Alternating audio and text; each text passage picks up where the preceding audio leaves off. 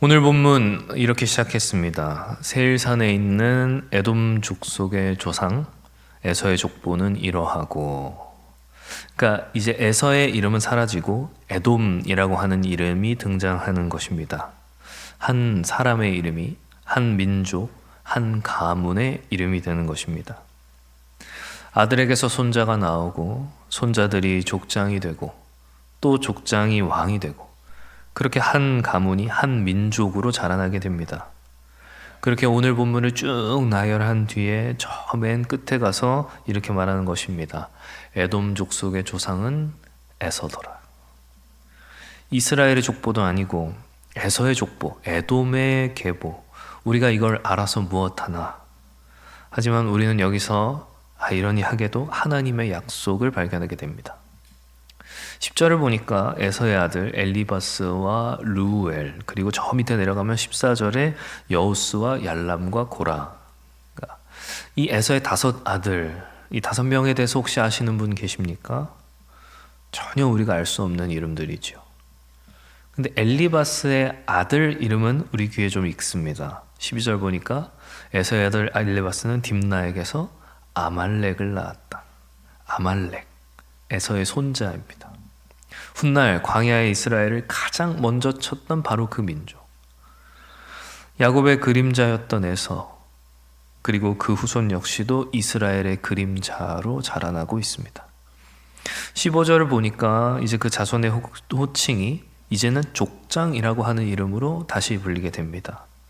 그리고 에서의 자녀들 역시 족장, 권력의 자리에 오르게 됩니다. 그렇게 이제 한 가문, 한 가정이 한 부족의 모양을 갖추게 됩니다. 잘 생각해 보시지요. 에서의 후손도 족장이 되었습니다. 소위 세상에서 성공하는 인생이 되었습니다. 중요한 건 무엇입니까? 족장이 되었느냐 아니냐, 그것이 아니라 그가 어느 족보에 이름을 올렸느냐, 이게 중요한 것입니다. 우리 자녀, 우리 후손, 우리 교회의 다음 세대가 세상에 성공하는 자리에 이름을 올리기 전에 먼저 하나님의 백성이라는 족보에 먼저 이름 올리는 자들 되기를 소망합니다. 20절 보니까 갑자기 등장하는 이름이 있습니다. 그 땅의 주민, 그러니까 에서의 자손이 아닙니다. 에서가 이주한 세일, 그 세일의 원주민이었던 호리 족속, 이 세일의 자손인데 이들이 에서의 가문으로 함께 기록됩니다. 편입되는 것입니다. 그러니까 에서의 가문이 세상과 연합하여서 빠르게 그 세를 불려갑니다. 우리가 잘 알다시피 다음 장인 창세기 37장에서는 이제 겨우 야곱의 12 아들의 이야기가 나올 뿐입니다. 그런데 에서의 족보는 벌써 저만큼이나 기록되어 있습니다. 그런데 이것이 축복입니까? 아니면 저주입니까? 본문 31절, 이제 에돔의 족장들은 왕이라고 불리기 시작합니다. 누가 왕이 되고 그 뒤를 이어 누가 왕이 되고 왕이 되고 왕이 되고 왕이 되고.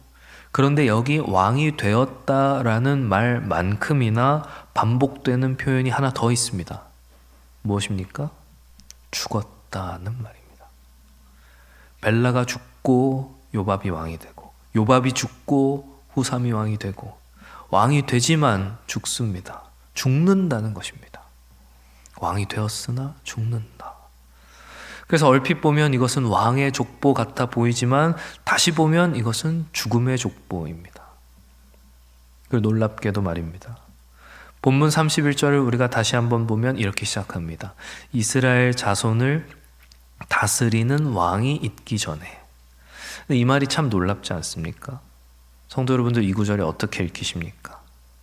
그러니까 겉으로 그냥 봤을 때는 이스라엘의 왕이 세워지기 전에, 그러니까 초대왕 사울이 등극하기 전에, 그 전까지 왕조를 이루었던 에돔 족속에 대해서 말하는 것 같지만, 우리가 이 여기서 말하는 이스라엘을 영적 이스라엘로 읽어본다면 어떻겠습니까?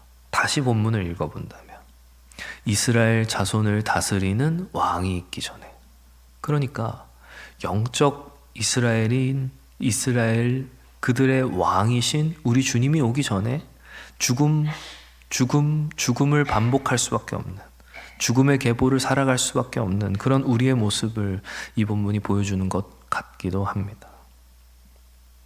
그렇게 에돔의 계보, 죽음의 계보가 쭉 나열되고 마지막 43절 에돔의 족속, 에돔 족속의 조상은 에서였더라라고 하는 말로 본문은 끝이 납니다.